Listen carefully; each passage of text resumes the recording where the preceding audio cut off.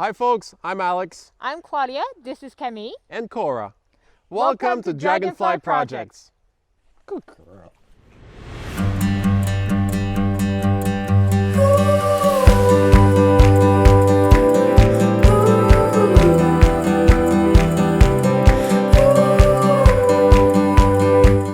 Forgot my bug spray, 1 second. Today I thought I'd take you on a tour of the property, show you the main areas and what we have planned for it. So come along, let's start with what I like to call the shed alley.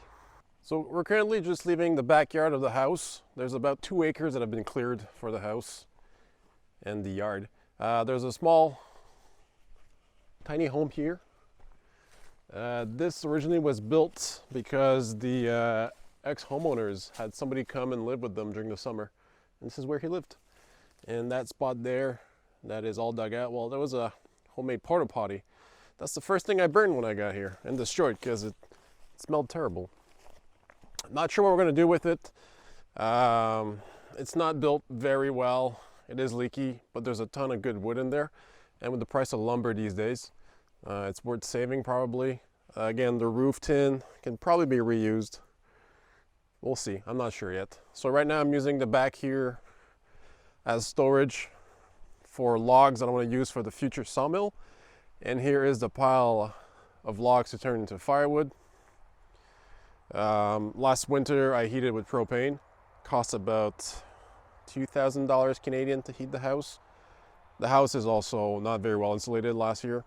So I'm trying to see with the rapidly increasing price of propane, heating oil and fuel, I want to switch to a outdoor boiler because I have a lot of wood and a lot of down trees and it's all free, just needs a little elbow grease.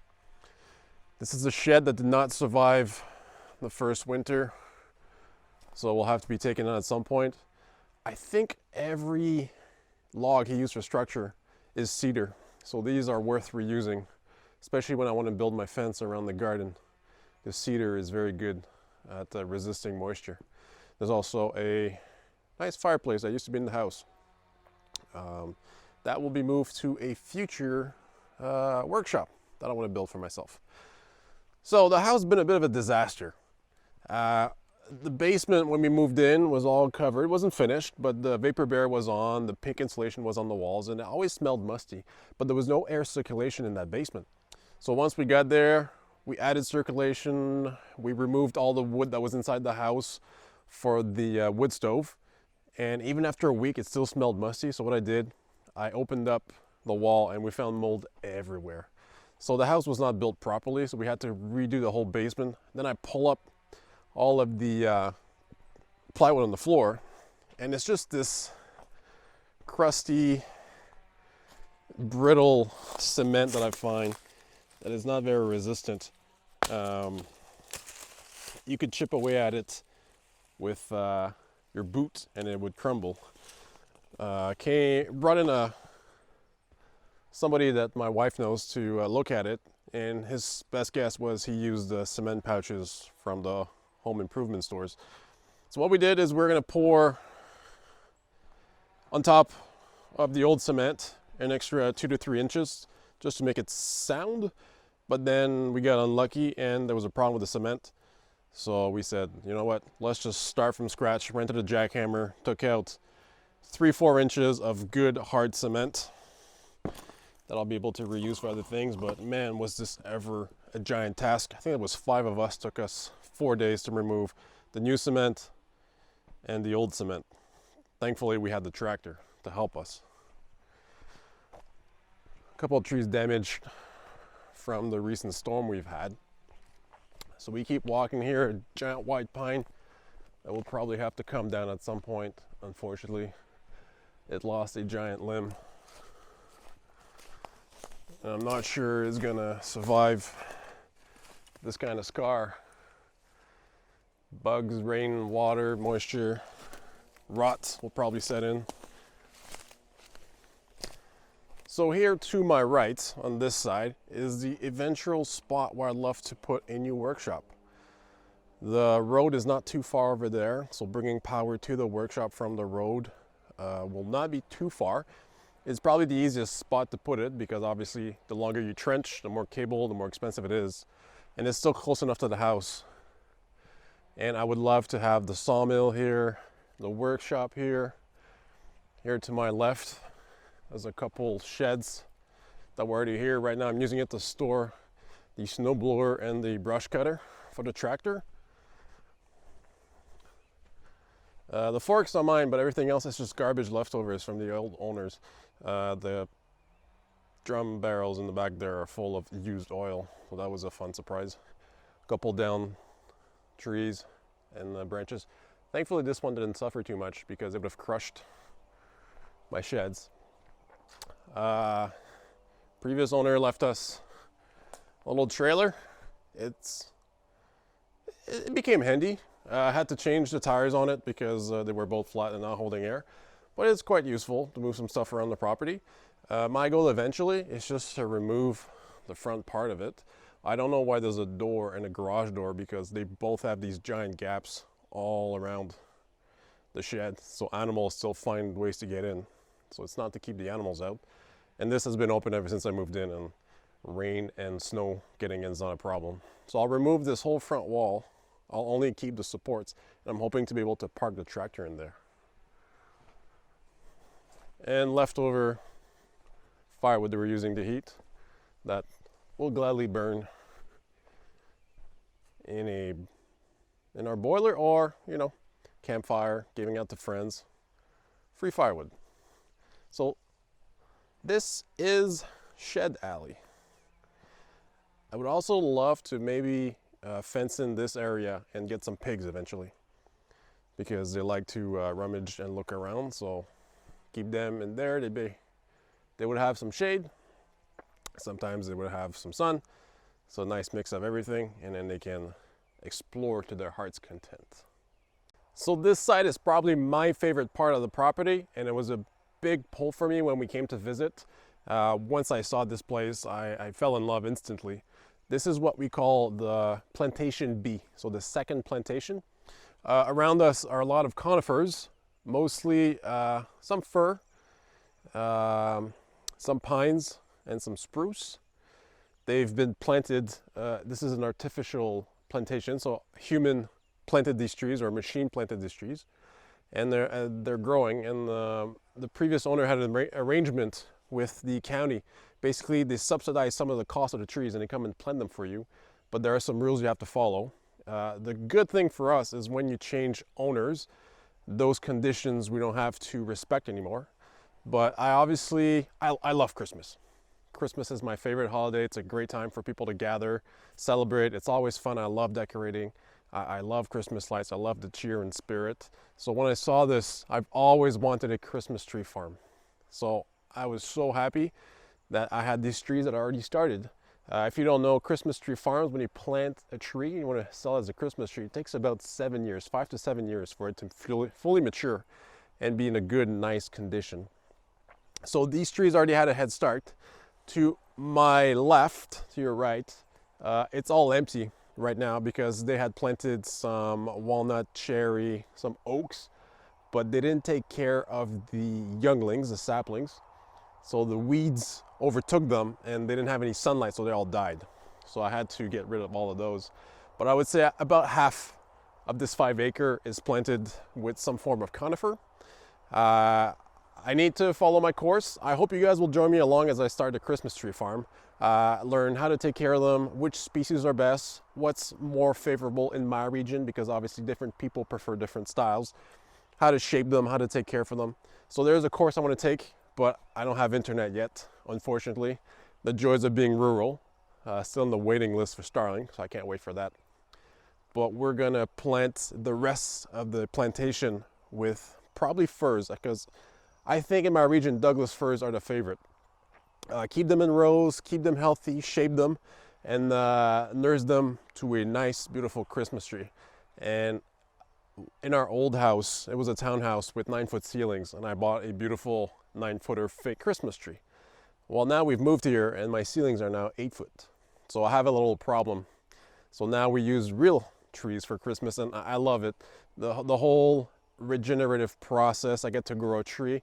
Yes, we have to cut it down, but the root system, the trunk, whatever is left over, it decomposes, it replenishes the soil. You plant a tree right next to it, and it's regenerative, and it brings joy to so many people, so I'm very excited about that.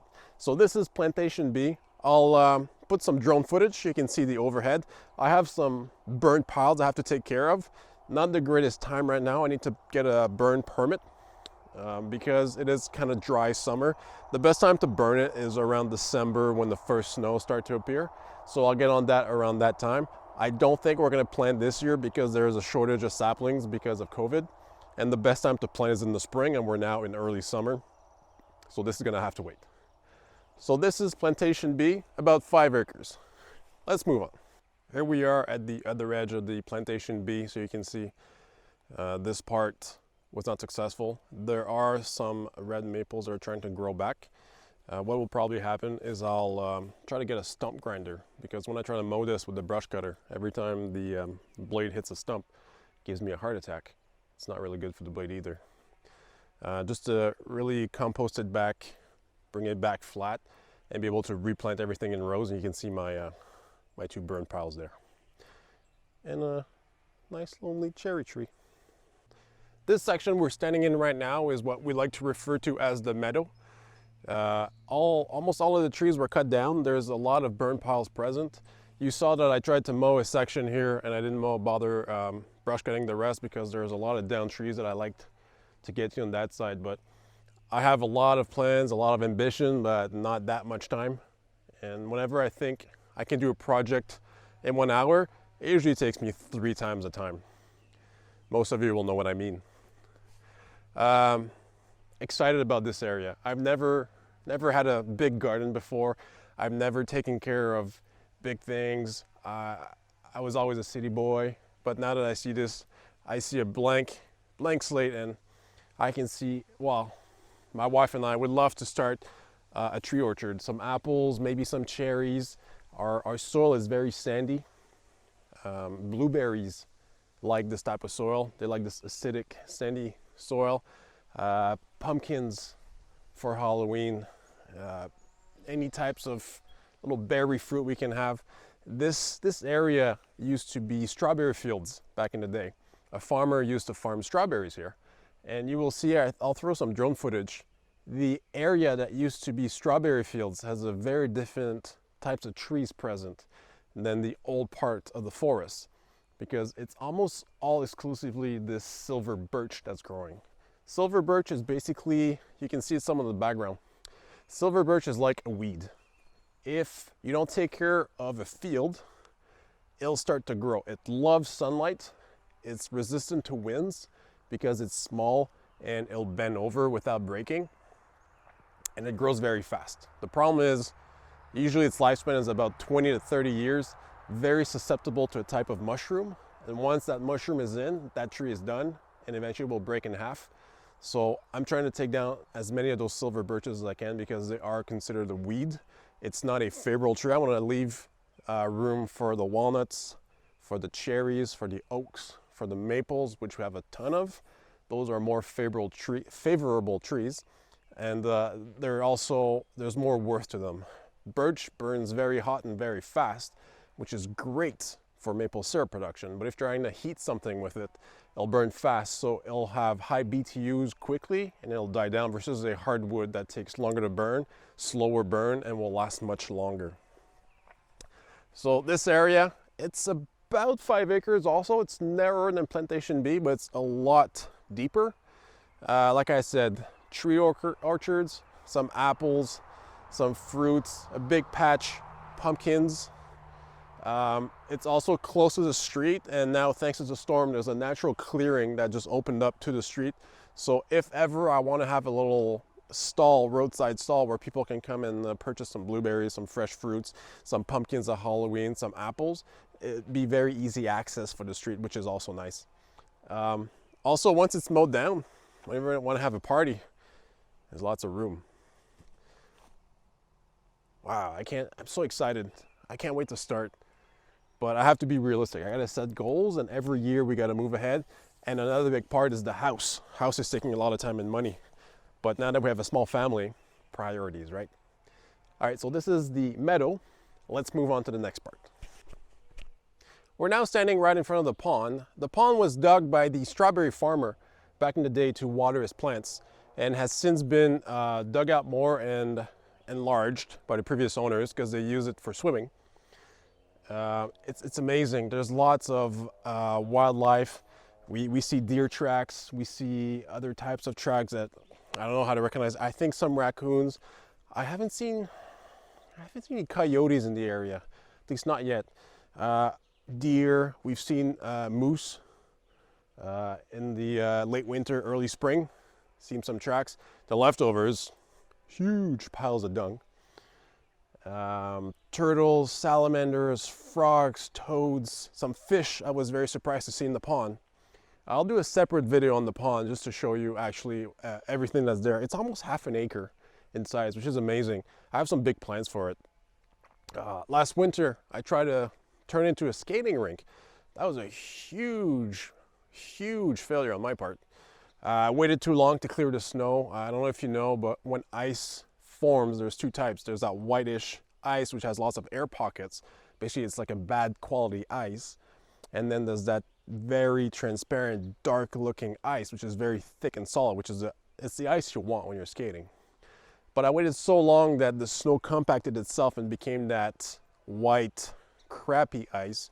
And when I borrowed my dad's snowblower to try and clear it, without noticing, part of it broke and cracked, and the water came back through. And without noticing, when I went through the pile, I blew some of that slush away. And again, have not noticed until I ran out of gas. Went back to get some gas, and when I came back, it was around minus 30 degrees Celsius, which is fairly cold. I'll put what is in Fahrenheit as a subtitle. It was frozen solid, and it was minus 30 for about a week. I had it in the garage with like heat lamps and stuff, trying to unfreeze it before I returned it to him. It turned out to be a huge failure on my part, unfortunately, but I want this to become a skating rink in the winter, a place to gather, have a little campfire or wood stove. I eventually want to build something similar to the tiny house that we saw in the shed alley, but I want it to be insulated so we can stay in there in the winter. If some people want to stay over, they can sleep in there. I have so much lumber here available that I want to use the lumber from the property to build it. I also want to put the future maple syrup boiler here, the evaporator they call it. And I want to build one, or at least find a better way than use propane, because again, I have so much wood that's free. And last year I used propane to boil my maple syrup. It was the first time. I had a blast and I enjoyed it so much, but it cost a lot of money. It took a lot of time. So I want to use wood. So this area here to your right would be where the tiny house would go, overlooking the pond. So, you know, spending some time as a family during the summer days. Obviously I would have some screens because mosquitoes and black flies are pretty bad. Depending. Now it's not too bad. Now we're in mid-July. It's calmed down a lot, thankfully. Maybe swimming, paddle boards, canoe, just chilling on the pond. Obviously skating in the winter. So we're very excited. And to your right, far right, I have a giant sugar maple, which is the only mature sugar maple I was able to find on the property. The rest of them are all red maples. They also make delicious maple syrup. I actually prefer the maple syrup from the red maples. It has a softer taste. It's a bit more blonde in color also, but there's this beautiful tall big sugar maple. I absolutely love it.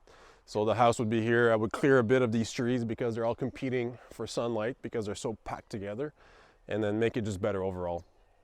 There's also that huge ugly diving board. Well, I think it used to be diving board that I want to get rid of. So this is the pond, and this was also a big feature that made us fall in love with this property. On to the next part. Welcome to the second, actually it's the first plantation that we have here on the property. We call it Plantation A. I do believe they are all red pines because I know red pines grow very well in this type of soil and climate conditions. This is another 5 acres, give or take, of red pines. They were planted about 15 years ago. This plantation will be due for its first clearing. Usually once the trunk diameter, circumference, when you go around the trunk, if it's about 14 centimeters at breast height on average, that's when the first clearing is due. So these will be due probably in 2 to 5 years, depending on the conditions and how well they grow. So basically they're all planted in row. The goal is to cut every third row. So you have 2 good rows in the middle that have access to sunlight, and then they get to grow longer and straighter. Or every 4th row, depending how closely packed they are together. And then you can cherry pick the less desirable trees and cut them down in the rows you're leaving to, again, try to give more sunlight to the good trees.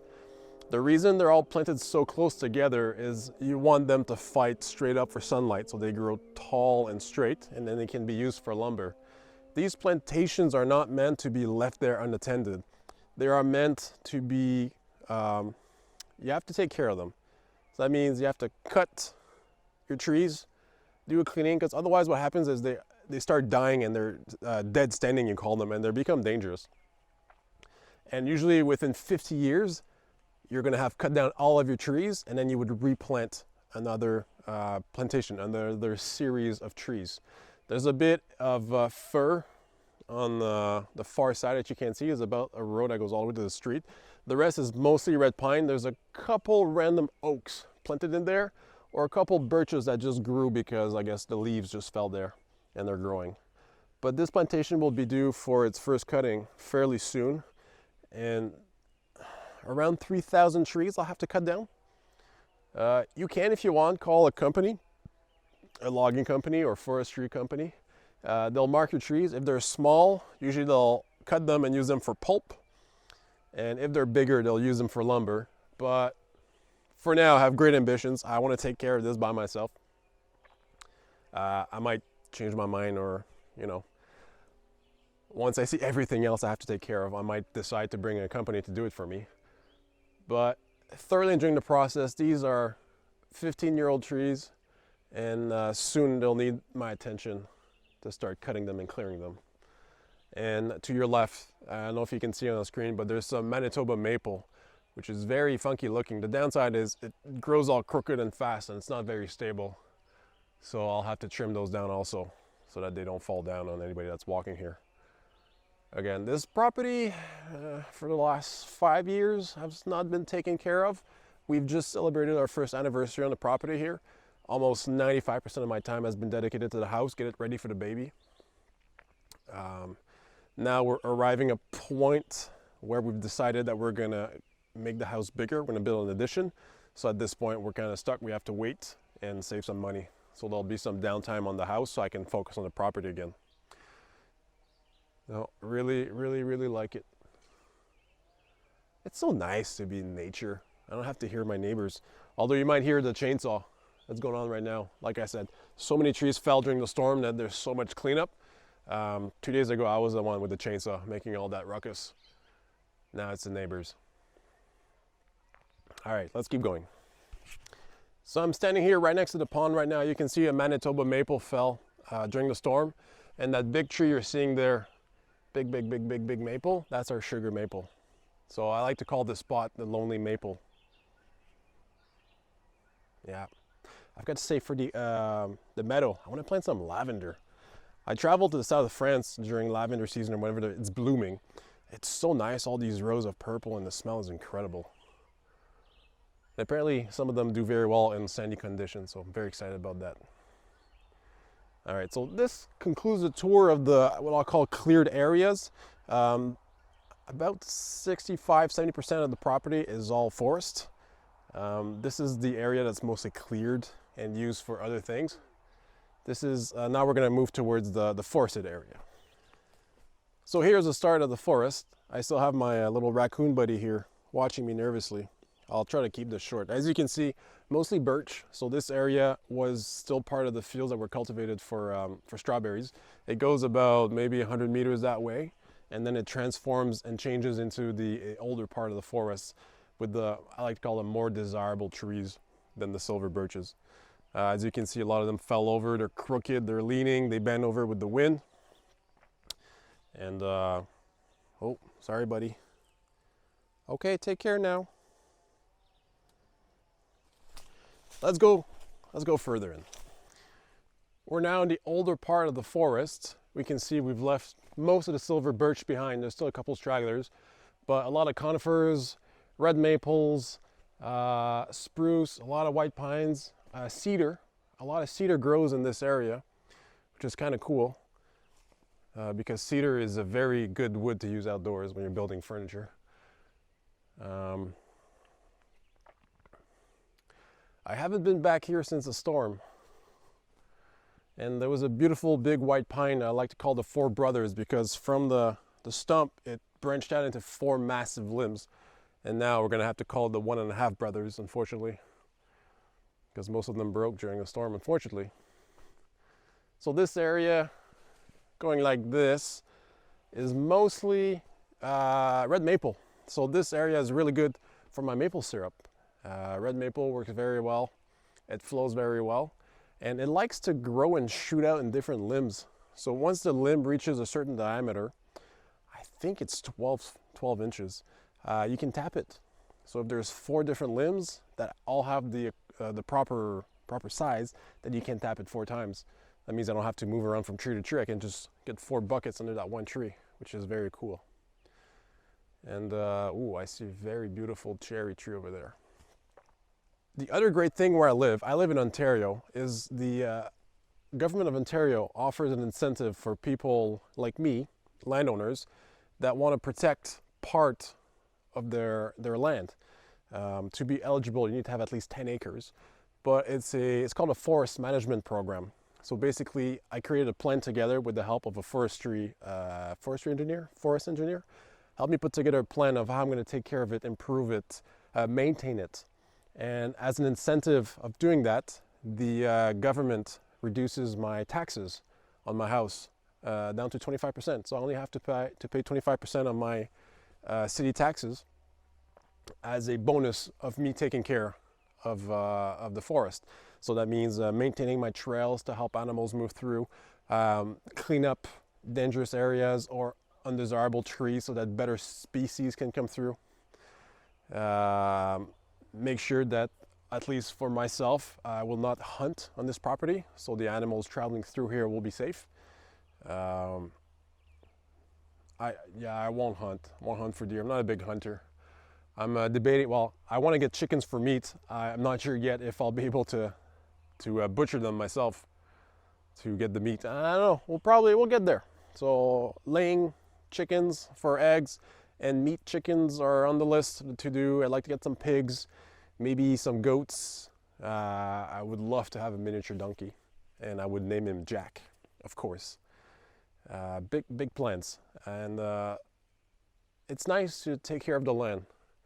Whenever, especially in the fall, if I'm feeling a bit down or not happy that day, I'll just go for a walk in the forest. As long as it's not May to June where it's buzzing with mosquitoes everywhere, it's such a peaceful place where I can just breathe the fresh air, look at the trees, enjoy the wildlife, whether they be raccoons, squirrels, birds. It's very peaceful. Let's go deeper and see what else we can find. It's funny because as I'm walking, I can hear the wildlife around me scuffling away, but it's hard to spot them. I'm not sure at this time of year what would be in this area. I don't know if it's a small animal like a squirrel or a bird, or something like a deer, or the big turkeys. I've seen some turkeys sometimes around the house. And I have yet to find a culprit who's eating the stuff in my garden. I lost almost half of my pumpkin plants and my cantaloupe and my watermelon. I only have one watermelon plant left. And my peppers also are getting eaten. So I'm not sure what is enjoying my garden more than me enjoying it, or before I can enjoy it. I'll probably have to install some fencing at some point. So I say so much. You can see behind me the section that we call the Cedar Forest. Almost everything in that patch are just cedar trees, which is very cool. I'm no specialist, or I don't know all this stuff, but I think maybe the soil type changes that specific area, or it's more prone, or it's better suited for cedar. I don't know if they were planted, because they kind of look like they're a bit in a row, so I'm not sure about that. But that's very cool. And there's a giant cedar that blew over that I'll have to make sure to get to use as lumber before it goes bad. Yeah, so we're leaving Cedar Forest over there, the red maple, and then the giant white pines, or at least what's left of them, is straight ahead. This section was hands down my wife's and I's favorite part of the property. We used to call it the White Pines Forest. But since the storm came through, it's pretty much been completely destroyed, unfortunately. You can see how much sunlight there is right now. Before the storm, barely any light could get through, just because the canopy was so thick and the trees were so tall. Nothing was growing here. At least nothing new was growing. I'm not gonna walk through because one, it just breaks my heart to see this place again. And two, I've already done a video about the storm damage. So I'll put a card, if I remember, to click if you want to go see that footage. There's a lot of big white pines left that would make for some great dimensional lumber for all the building projects that I have. So this is where I'm trying to get to, at least before next spring, to try and drag out all of the big logs and use it for lumber.